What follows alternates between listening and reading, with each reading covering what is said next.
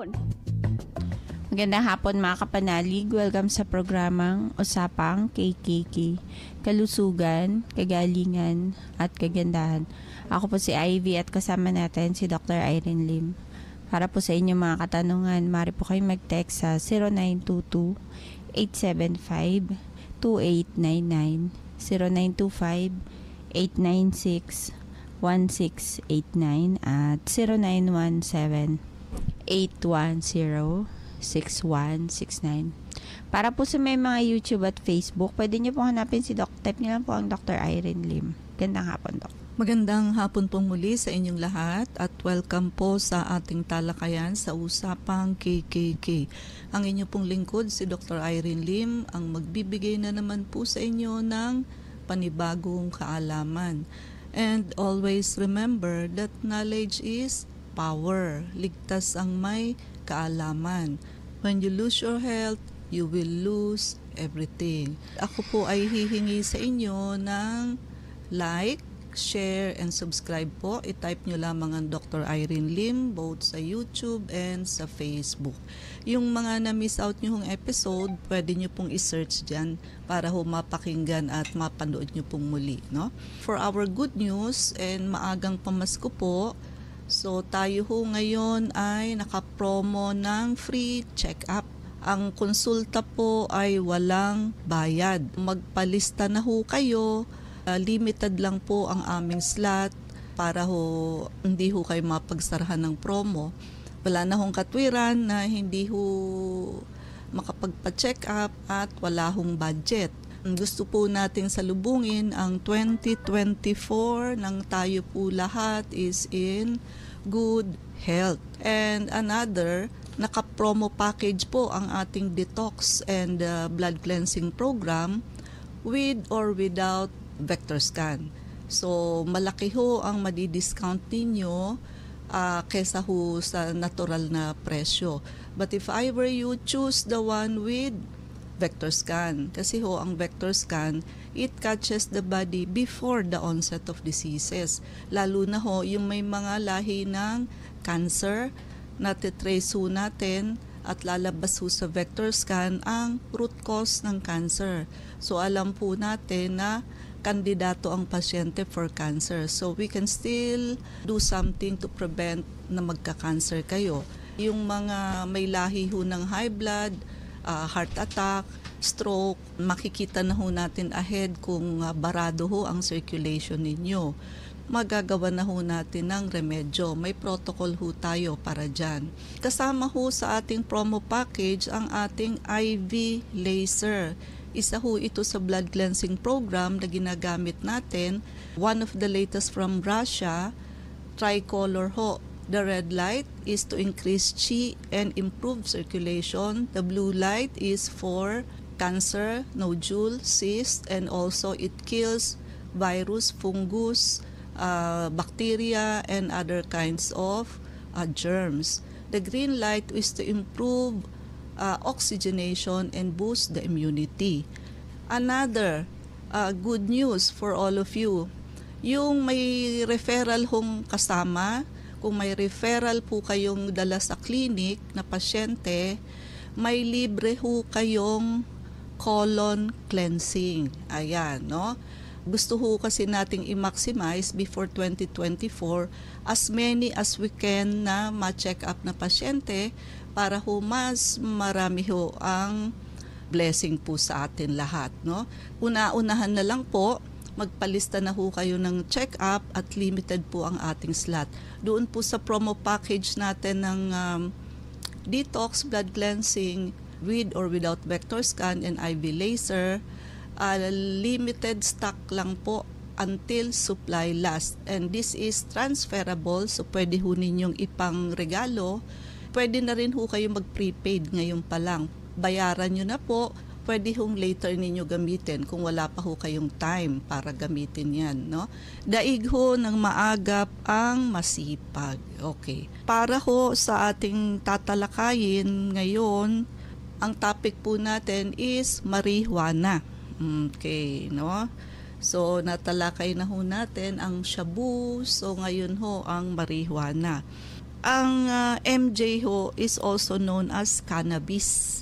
And siguro rin ho, medyo narinig-rinig nyo na rin ho na sa ibang bansa ay inaalaw na ho itong gamitin for medical use, especially in the case of cancer. But of course, sa Pilipinas ho, hindi pa rin ho ito ginagamit for its medical use and it is still considered illegal.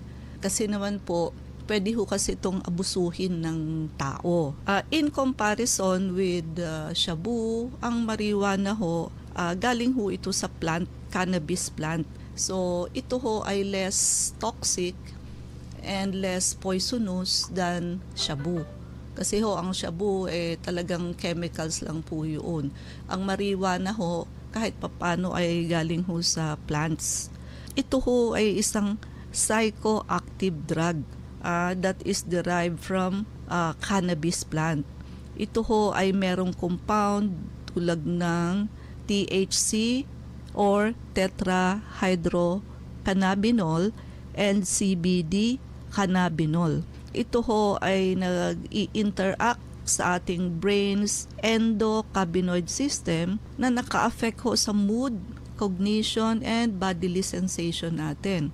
Ito ho ay both ginagamit ho for both recreational and medicinal purpose.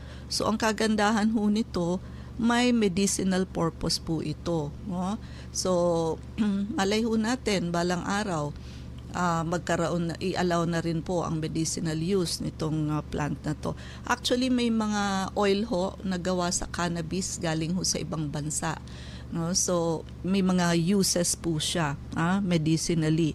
Ang recreational use po nito, nakaka-induce ho kasi ito ng sense of relaxation. So, euphoria, yung sobrang saya or joy. And naa-alter ho ang perception ng time. And nakaka-increase ho ito ng appetite. So, ang nagka-cannabis ho, baliktad sa nagsashabu. Ang nagsashabu ho, payat kasi wala hong ganang kumain. Ang nagmamariwana ho, mataba kasi ho, nakaka-increase nga ho ng appetite. Gusto ho nila kain ng kain. Medically, ginagamit ho ito rin to utilize for pain relief, nausea reduction, nakakabawas ho ng pagduduwal, at for managing conditions tulad ho ng epilepsy. So, ayan ho, pwede rin ho itong gamitin sa may epilepsy at iba pa hong mental health issues. Illegal ho ito in some places but legal for medicinal or recreational use in others. Sa iba po, tulad ng sabi natin, may mga bansa ho na ginagamit na ito for its medicinal use, but still in our country, hindi pa po. Pinag-aaralan pa po. Ito ho ay kinokonsume ng tao in different forms. Pwede hong smoking dried flowers, lalagay ho sa sigarilyo. Vaporizing, pwede rin hong ganon. Pwede rin hong i-consume ito edible, kinakain ho. Yun, ginagawa rin ho itong mga oil and tincture. It is known for its potential side effect, including, of course, nakaka-impaired ho ito ng memory. Siyempre ho, pag lagi nyo nang ginagamit, nagiging dull ang memory ng tao. Kaya isa rin ho yan sa reason kung bakit hindi pa ho nililegalize ang paggamit ho ng cannabis for medicinal use. In some cases, nakaka-alter din ho ito ng judgment. So, naiiba ho ang judgment ng tao.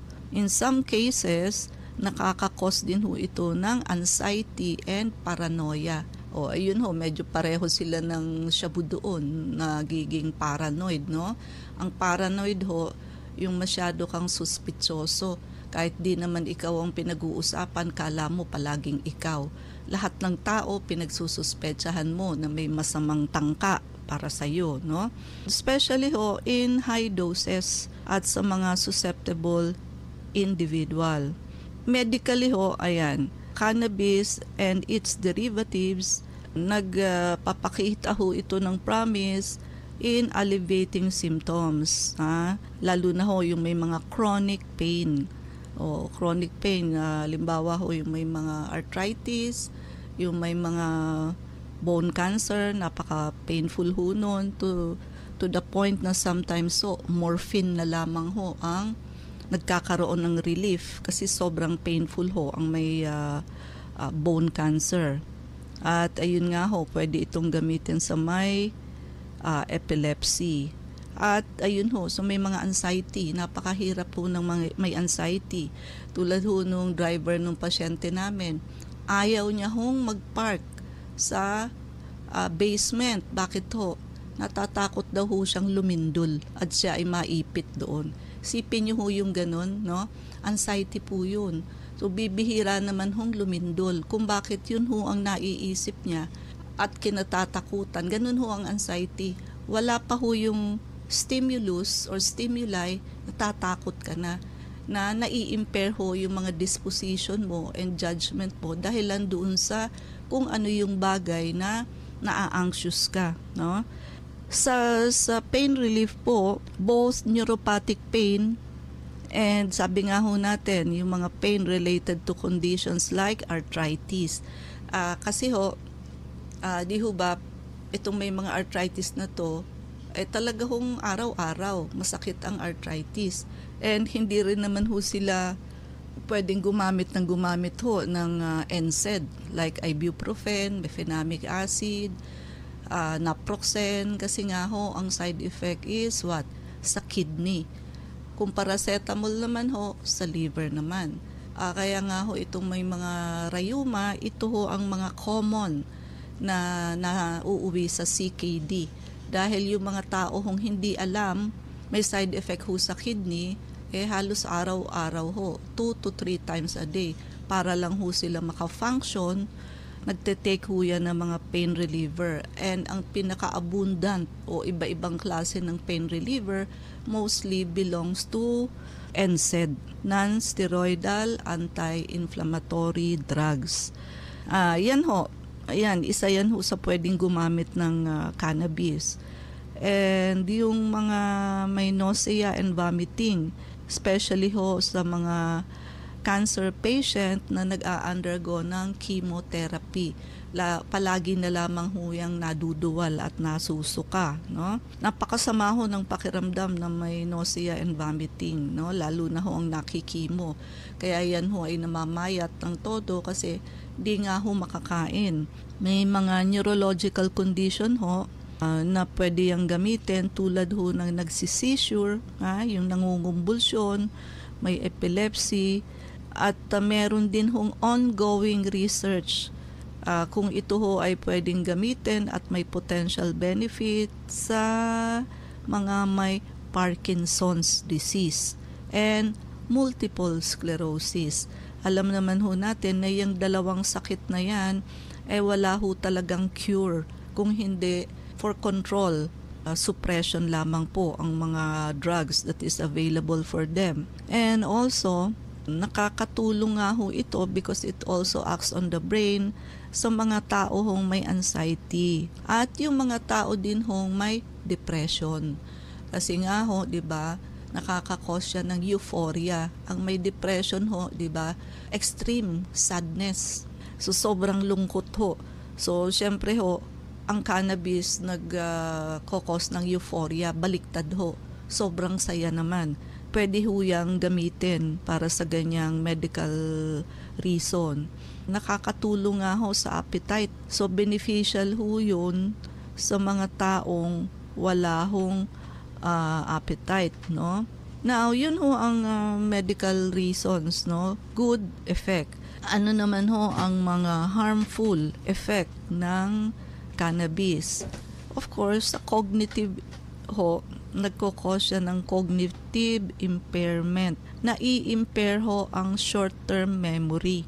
Yun ho bang kakapangyari lamang ho, minsan nakakalimutan na nila. And also, sa decision making ho. And also, mahirap ho silang mag-concentrate. Lalo na ho kung gumagamit ng high doses and over an extended period. yung mga matagal na hong gumagamit, and also high doses po ang ginagamit. So, apektado ho ang brain.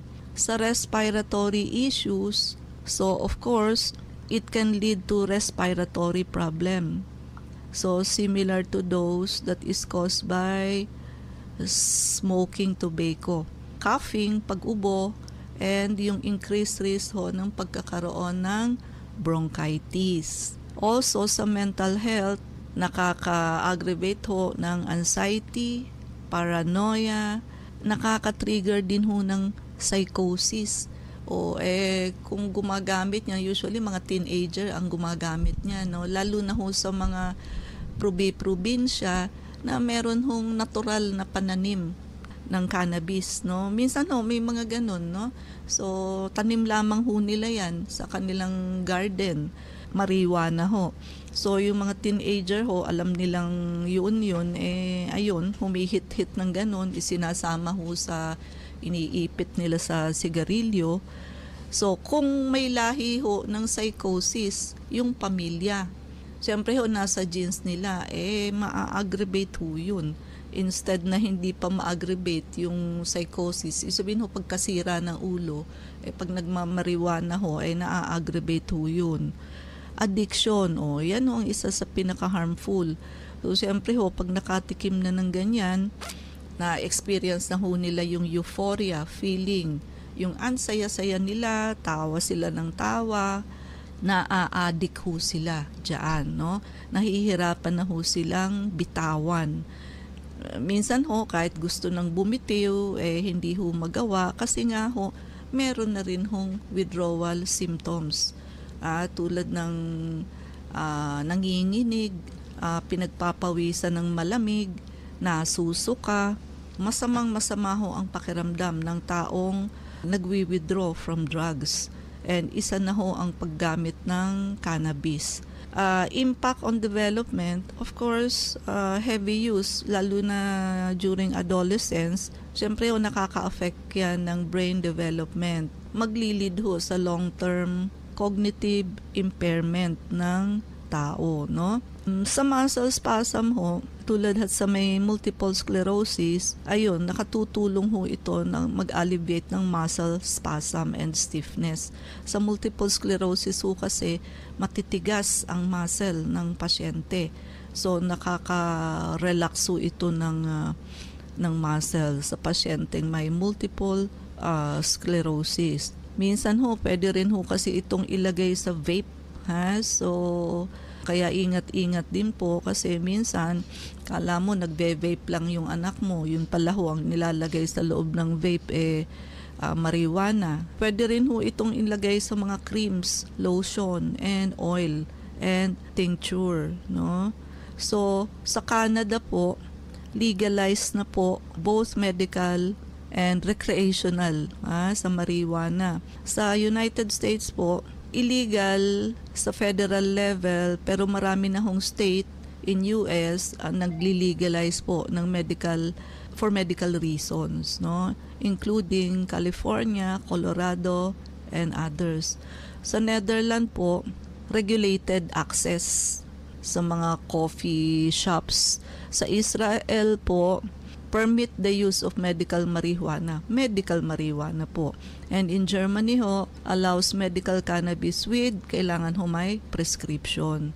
Overdose ho ng marijuana, hindi naman ho deadly, but of course, it can lead to severe symptoms like confusion, pwede rin hong mag-hallucinate, nakakakita or nakakarinig ng wala naman, and ayun ho, psychotic episodes, para hong sisiraan ng bait. Siyempre ho, kailangan magpagamot. And in cases like this, tulad ho ng shabu, kung gusto nyo hong bumitiw, kayo mismo or may anak kayo na gumagamit nito or kung sino man sa pamilya ninyo, no?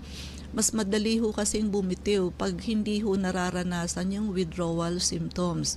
And isa ho itong mga withdrawal symptoms ang reason kung bakit to nahihirapang bumitiw ang mga nagda-drugs. Nanginginig sila, pinagpapawisan ng malamig. Siyempre ho, alam nila na isa kang tikim lang ho uli marijuana, tanggal ho yun. Tapos kapalit nun is euphoria. Instead na magkukwit na ho, babalik na naman ho sa paggamit uli. Now, kung hindi ho mararanasan itong mga withdrawal symptoms na to, kung meron man ho, siguro kaunti lamang, making it easier for them to withdraw or to quit without experiencing the withdrawal symptoms. IB? Para dun po sa mga nais magtanong, mag-text po kayo sa 0922-875-2899. Welcome po muli sa Usapang KKK. Ako po si Ivy at kasama natin si Dr. Irene Lim. Dok, tanong ni 3856, ano po ba ang pang-flushing ng acid, fats at saka gallstone? Yun hong ating detoxification program, yan hong ginagamit natin sa clinic, no?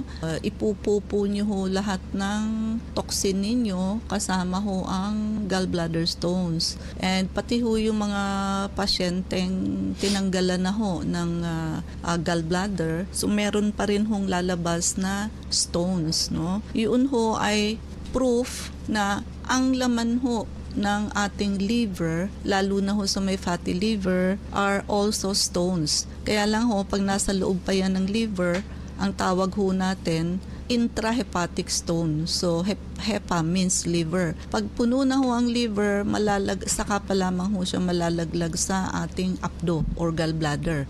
Iba na ho ang tawag, gallstone. But it is the same stones na nasa loob ho ng atay natin. So, kaya magtataka kayo, tinanggalan na ho ng apdo, ba't ang dami pa rin hong lumabas? Makikita nyo ho yan sa stool ng nag-detox, nakalutang ho siya parang mga green peas. Yung iba ho, pagka pigment stone, blackish, maiitim, yung iba naman ho, greenish yellow, para hong mga green peas, no? So may pasyente hong talaga hong napupuno yung bowl sa puno ho ng stones, no? Wag niyo hong hintayin na sumakit na, may stones, gallstone and intrahepatic stones. So para ho hindi na yan mag-cause ng high blood, diabetes, high cholesterol, gawin hong health prevention ang pagdi-detox, no? So walang tayong oras, mangyari po lamang na kayo magpalista kung kayo ay magpapa-check up. So Unit 1101, Clinica Medica 101, Centuria Medical Makati, Salamanca Street, corner Kalayaan Avenue, Makati City. So ang landmark ho natin is along Makati Avenue, yung corner General Luna Street. Everyday ho bukas ang clinic, pati na rin ho Saturday and Sunday and even holidays. Kailangan lamang ho magpalista kayo ahead. IB ang mga numero. Pwede po kayong tumawag sa 546-9412, 0922-875-2899. Pwede rin po kayong mag-text sa 0925-896-1689 at 0917-810-6169. Prevention is better than cure and health is the best investment. Regaluhan niyo po ang inyong sarili ng pagpapacheck up para ma-auscultate namin ng likod ninyo. Maagapan ho kung kayo ay may asymptomatic or walking pneumonia. And sabayan nyo na ho ng detoxification and blood cleansing program and also vector scan. Kasi yan dalawang procedure na yan ang mag-a-address sa root cause ng halos lahat ng sakit. Lalo na po ngayon na tayo ho ay naka-free check-up. Libre ho ang konsulta, wala pong bayad. Another added promo ho, pag magdala ho kayo ng inyong referral, meron ho kayong free colon cleansing. Yan. So, added feature po yan. Aside from may libre na ho kayong urine and sugar testing, may free colon cleansing po kayo para pag may dara ho kayong kaibigan for check-up. And yung atin hong detox and blood cleansing program, yan po naka-promo package with or without vector scan, but please choose the one with vector scan. Napaka-importante ho ng vector scan. It catches the body before pa ho kayo magkaroon ng symptoms at mag-positive sa mga laboratory test. Kasama po ang ating IV laser, almost 50% discount po tayo at until supply lasts, no? Pag wala na hong needle, ano na po, so close na ho ang promo natin. pwede nyo hong transferable ho ito. So, pwede nyo pang regalo at pwede na ho kayong mag-prepaid. So, pwede nyo na hong bayaran ahead kahit hindi nyo pa agad-agad gagamitin, no? So, limited lang po ang ating slot for free check-up. Una-unahan na lamang po, pati po ang ating colon cleansing for your referral, limited lamang po. So, paki-like, share, and subscribe po. I-type nyo lamang ang Dr. Irene Lim both sa YouTube and sa Facebook. IB? Please like us on Facebook. Ang account po natin ay Klinika Medica 101. Maraming salamat mga kapanalig sa pakikinig sa amin sa hapong ito. Abangan niyo po muli kami bukas alas 4 hanggang alas 4:30 ng hapon sa programang Usapang KKK. Kasama natin si Dr. Irene Lim. Ako po si Ivy at sumayin niyo ang katotohanan. Salamat po.